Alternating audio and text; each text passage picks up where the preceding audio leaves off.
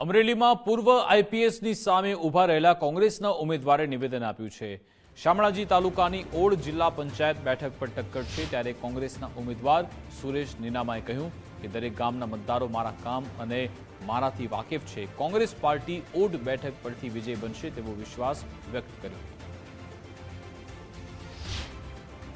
શામળાજી તાલુકામાં ઓડ જિલ્લા પંચાયત સીટ ઉપર મેં રાષ્ટ્રીય કોંગ્રેસ પાર્ટીમાં ઉમેદવારી નોંધાવી છે, જેમાં મારી સામે ભાજપે પૂર્વ આઈપીએસ મનોજભાઈ નીનામા સાહેબ શ્રીએ પણ ઉમેદવારી નોંધાવી છે।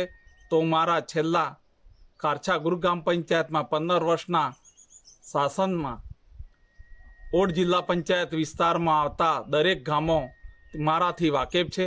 તેથી મને ગર્વ થાય છે કે મારા મતદારો મને આ વખતે કોંગ્રેસ પાર્ટીમાં વિજય બનાવશે।